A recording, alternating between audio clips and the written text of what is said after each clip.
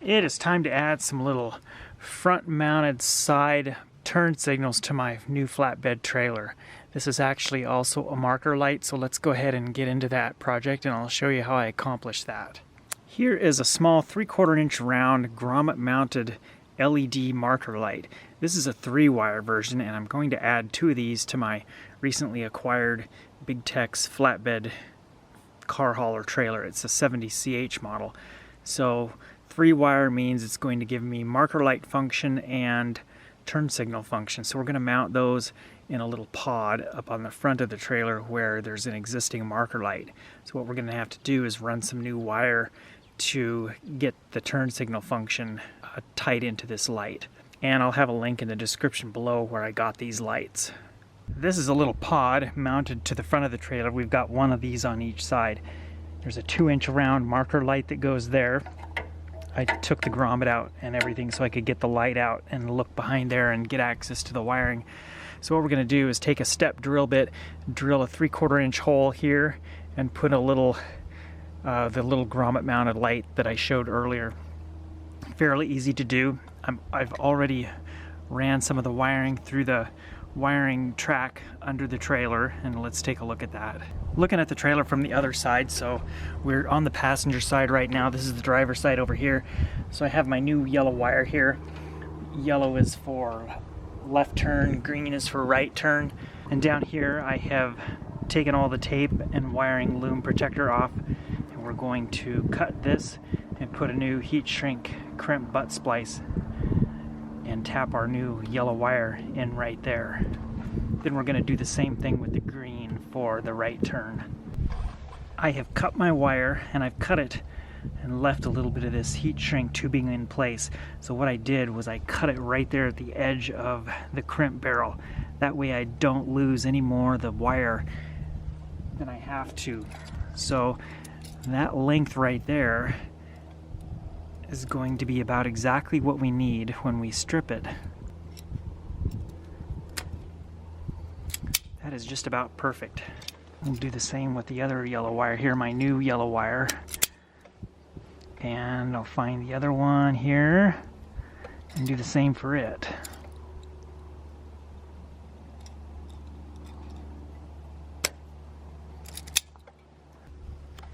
These, I think, are the best wire crimpers I have ever owned. I've probably had these for, I would say, getting close to 25 years. They are made by Ideal and it's called the Strip Master. We have multiple sizes here. We have 16, 14, 12, 10, and then over on the other side I can't read that. It looks like 18 gauge and then 20, 22 gauge. I'll have a Amazon affiliate link in the description down below if you wanted to order some of these. Both of these wires are going to be big enough when we combine them together that we won't be able to use a blue 14-16 gauge splice. I'm going to use a bigger one here.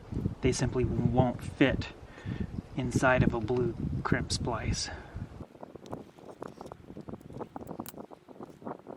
Generally what I have found is that you can fit 2 16 gauge wires into a 14-16, but definitely not 2 14s. We'll give it a little tug test. We're good there. I've marked out my location for the light. We're going to drill the hole right there. So I have a piece of 2-inch painter's tape. This is about 2 1/8 inches wide, so I centered it left to right at 1 1/16, and then I centered this at 1 inch. This is the grounding screw for the light, so I thought it would look best if we had the light centered in the space between the top and that grounding screw. First we'll drill a small pilot hole.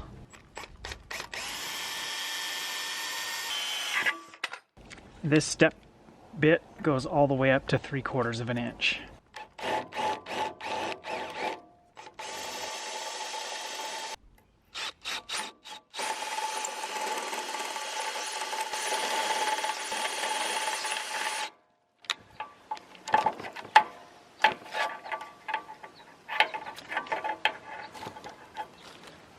I put some tape back on here because as the drill bit grabbed metal shavings, it was spinning around and starting to scratch up the perimeter of the hole.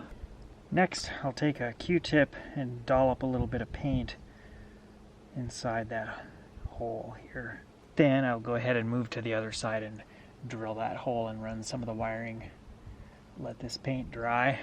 This particular brand of light is wired a little bit strange. Typically, white is the ground wire on marker lights. Instead, this one happens to be black is the ground wire. So I have my black ground wire connected right there. I would recommend testing your light to be sure you know what each of the wires do. So in this particular case, black is ground, white is marker light, and red is our turn signal. And I have a little DC power supply right here. I'll hook up to my trailer pigtail. I'll just temporarily connect my wires in here, my little crimp splices. So here's our turn signal function, and here is our tail light, marker light function. And you can see how much brighter that is on turn signal mode. Also, be sure that you run your wires through your hole first, because if you don't, then you're going to have to disconnect all your wires, cut your crimps and everything, and do it all over again. I found the best way is to pull the light out of the grommet, insert the grommet first, and then poke the light through and kind of tug on it a little bit with the wires from the back. This light is designed where it's got vertical lines in the lens. Those actually need to be facing vertical to give you proper angular visibility from the front and rear. If it's mounted where the lines are horizontal, that doesn't meet P2PC requirements. And that's the same situation with this light. If we look at, there's some ratings down here, and then right up there it says top. So that definitely needs to be facing vertical as well.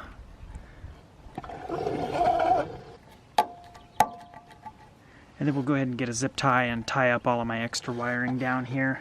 Finished project turned out quite nice.